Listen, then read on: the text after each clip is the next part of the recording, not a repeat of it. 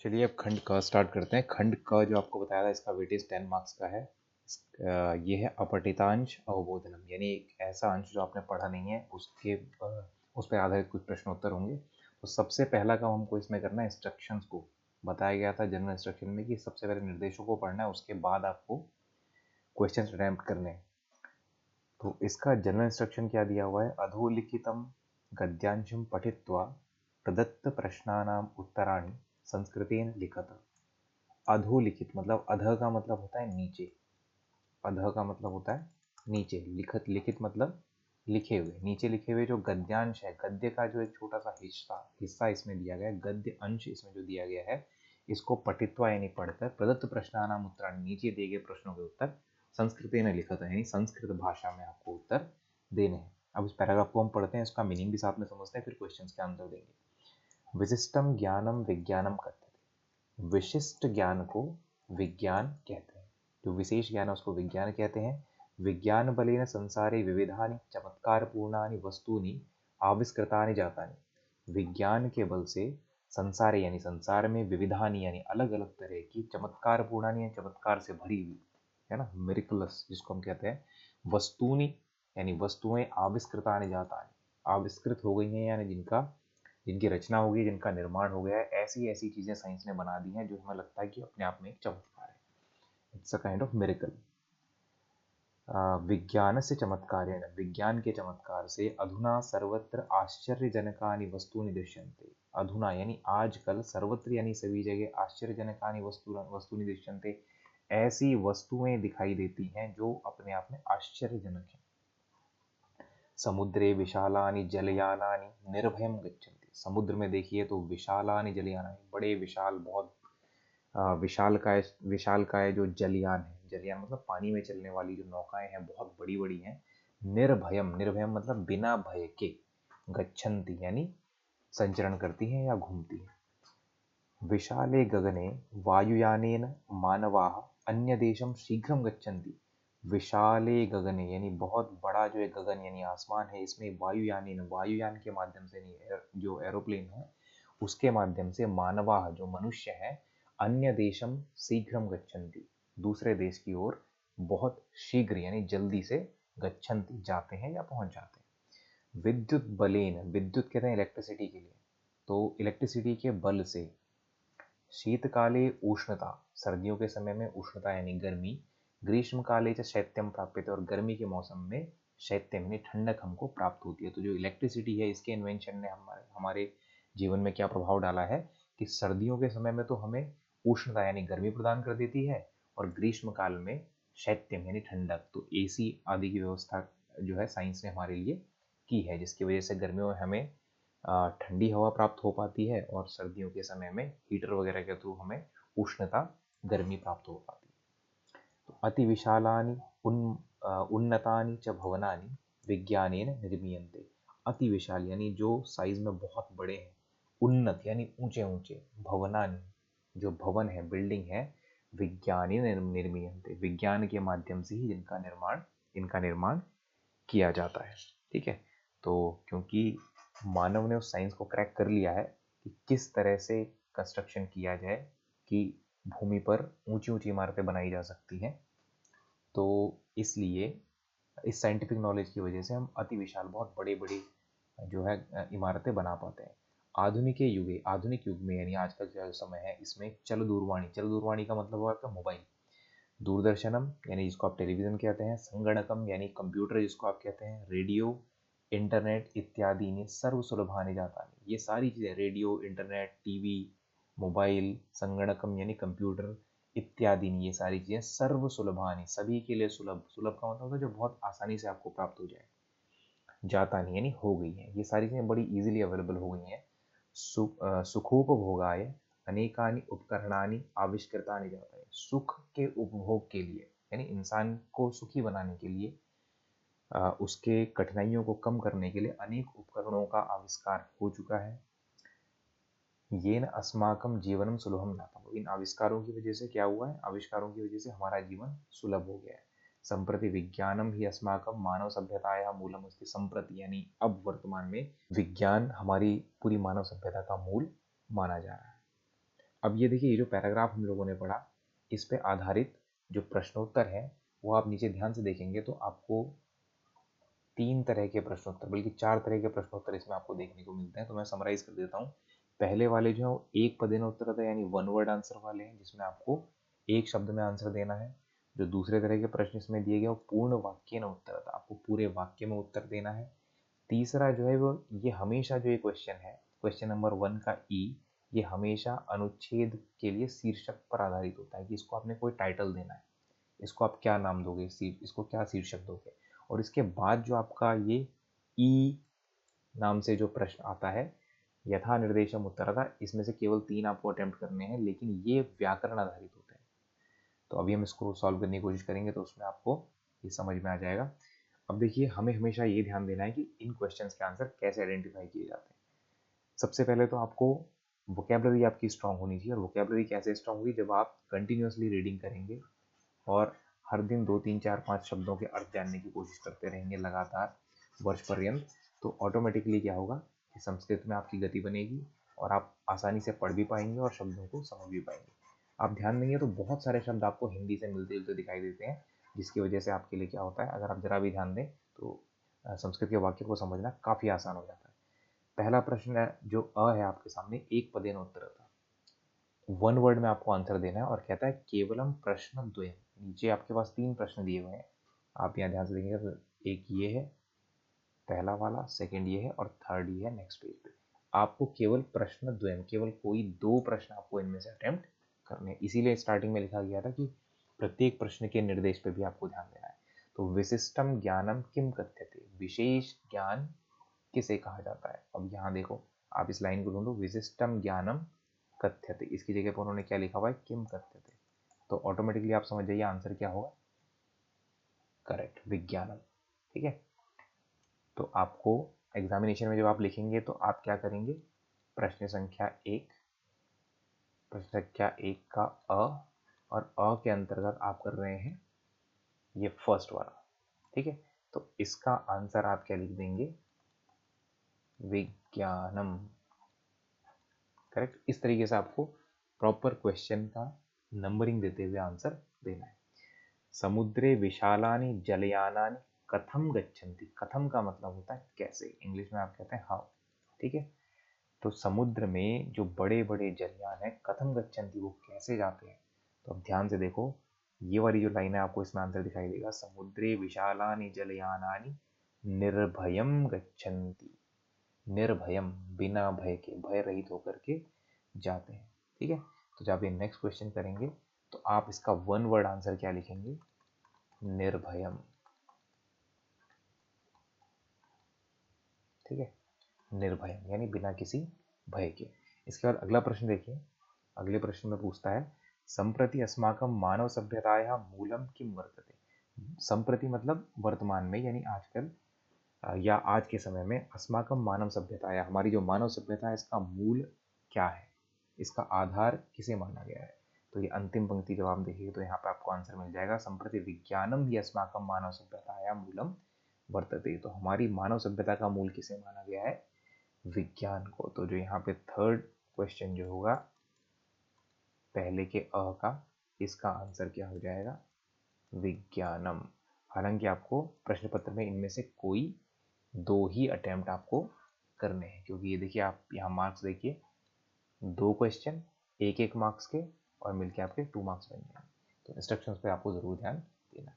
इसके बाद वही पैराग्राफ पे आधारित अगला प्रश्न है, ब पूर्ण वाक्य न लिखता, यानी पूरे वाक्य में आपको आंसर लिखना है। अब आपका वन वर्ड में आंसर नहीं चलेगा, आपको फुल सेंटेंस में लिखना पड़ेगा।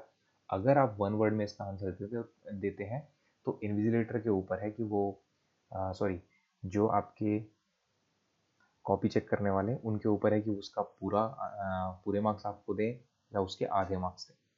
तो मुझे लगता है क्योंकि इंस्ट्रक्शन में यहाँ पे क्लियर लिखा हुआ है पूर्ण वाक्य लिखा था, तो आपको पूरे वाक्य में इन प्रश्नों के उत्तर देने हैं। संसारे कानि आविष्कृतानि जातानि। तो अब ध्यान देंगे, आपको पैराग्राफ में ढूंढना है आविष्कृतानि जातानि, आविष्कार हुआ है, और संसार यानी संसार में। कानि मतलब होता है किन वस्तुओं का। ठीक है। तो किन चीज़ों का आविष्कार हुआ है, बहुवचन में कानि का प्रयोग है। तो आप यहाँ देखेंगे आविष्कृतानि जातानि, ये देखो आपको यहाँ पे मिल रहा है आविष्कृतानि जातानि, ठीक है। और संसारे भी उसमें हमको मिल गया था।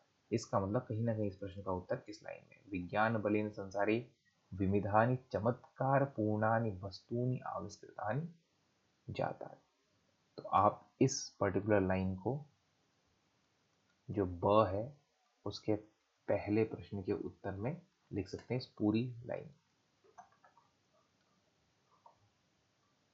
चलिए आगे देखिए, विद्युत बलेन किम किम प्राप्यते। विद्युत मतलब इलेक्ट्रिसिटी जो है उसके बल से किम किम प्राप्त, क्या क्या प्राप्त होता है। तो यहाँ पे देखिए ये आंसर आपको इस लाइन में मिल जाएगा, विद्युत बलेन शीतकाले उष्णता ग्रीष्मकाले च शैत्यम प्राप्यते। करेक्ट स्ट्रेट लाइन यहाँ पे आपको दी हुई है। इस एग्जैक्ट लाइन को एज इट इज आप लिख देंगे तो आपका आंसर कंप्लीट हो जाएगा।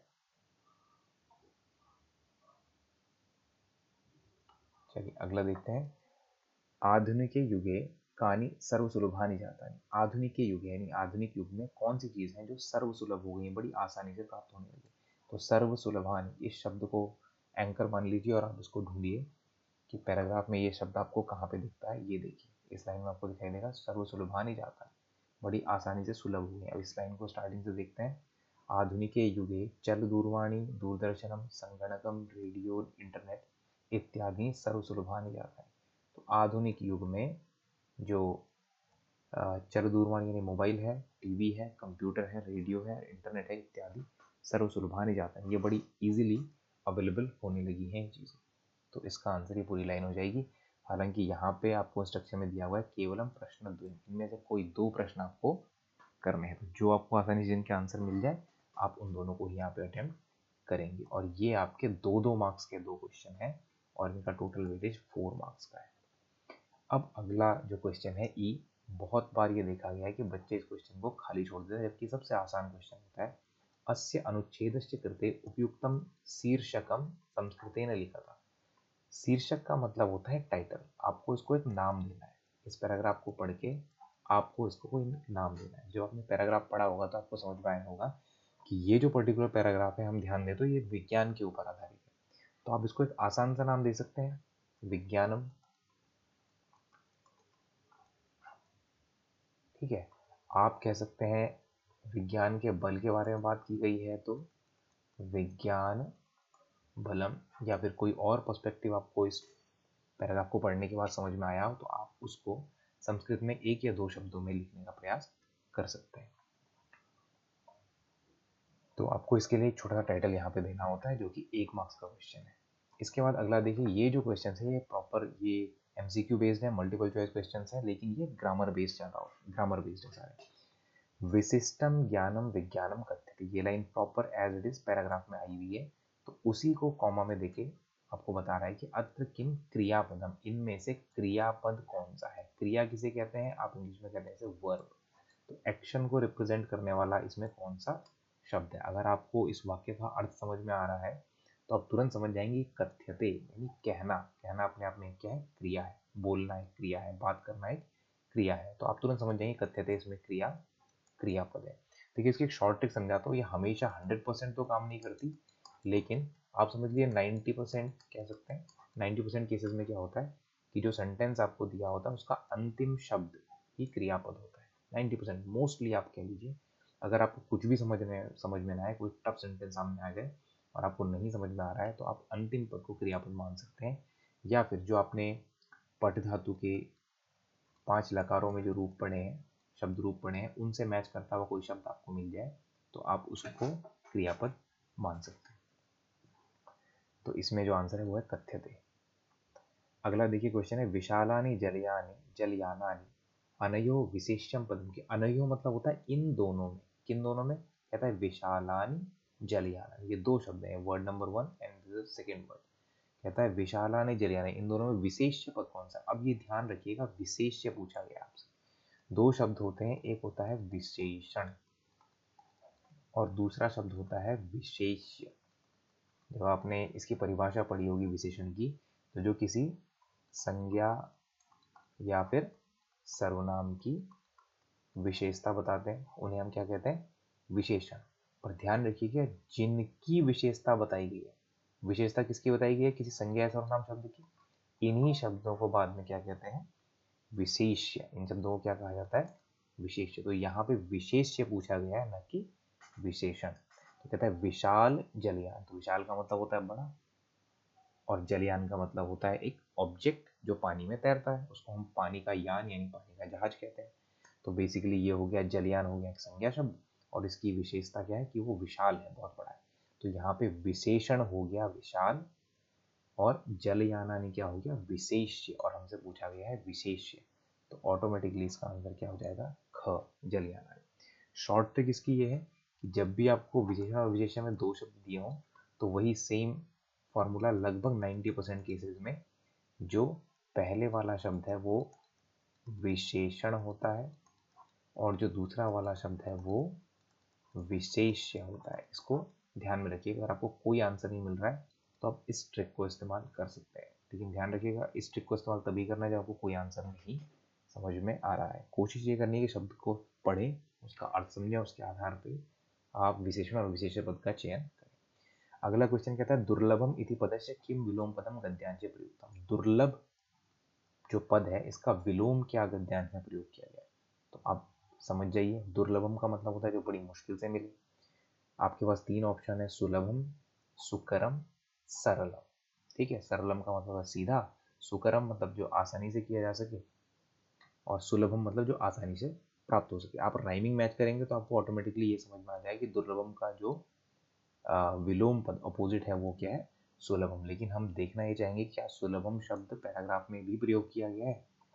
अगर हाँ तो फिर तो आपका आंसर यही सही माना जाएगा। तो यहाँ पे आप देखेंगे सर्व सुलभानि जाता है, ये सारी वस्तुएं सर्व सुलभ हो गई है। दुर्लभ का अपोजिट क्या हो गया? सुलभ, जिसे आसानी से प्राप्त किया जा सकता है। तो ये सुलभम आपका आंसर यहाँ पे करेक्ट हो जाएगा। इसके बाद अगला चलते हैं, येन अस्माकं जीवनम सुलभम जातम। ये जो वाक्य आपको दिया गया है, अस्मिन् वाक्ये अस्माकं इति सर्वनाम पदम कस्मै प्रयुक्तम। कस्मै मतलब होता है किसके लिए, कस्मै मतलब क्या होता है? किसके लिए। प्रयुक्तम मतलब प्रयोग किया गया। तो ये जो सर्वनाम शब्द है अस्माकं, अस्माकं मतलब क्या होता है? हमारा, है ना। अस्माकं भारतम देशम, भारतम अस्माकं मातृभूमि, भारत हमारी मातृभूमि है। तो जो हमारा, अस्माकम जो शब्द है ये सर्वनाम शब्द है। सर्वनाम क्या होता है? जो कि संज्ञा के स्थान पर प्रयोग किए जाते हैं। इसका मतलब अगर सर्वनाम का प्रयोग किया गया है तो किसी ना किसी संज्ञा को इंडिकेट कर रहा होगा। तो आपको पता करना है कि किसके लिए प्रयोग किया गया। यहाँ पे कह रहा है ये न अस्माकम जीवनम सुलभम हो, जिससे हमारा जीवन सुलभ हो जाए। हमारा किसका? तो कहता है विद्युत बलाय, क्या बिजली के, इलेक्ट्रिसिटी के लिए प्रयोग किया गया है। मानवेभ्य, इंसानों के लिए प्रयोग किया है। विज्ञान है यानी विज्ञान के लिए, साइंस के लिए प्रयोग किया गया है। तो जब सेंटेंस आपको कह रहा है कि हमारा जीवन सुलभ हो जाए, तो हमारा किसका जीवन सुलभ होता है? वैज्ञानिक आविष्कारों की वजह से। मानवानाम जीवनम सुलभम भवति, तो मानवों का जीवन सुलभ होता है, इसलिए इसका आंसर हो जाएगा मानवेभ्य। जो अस्माकम प्रयोग किया गया वो मानवों के लिए प्रयोग किया गया। ये था आपका खंड क, जिसका वेटेज है 10 मार्क्स का, और ये है एक अपठित गद्यांश यानी अनसीन पैसेज।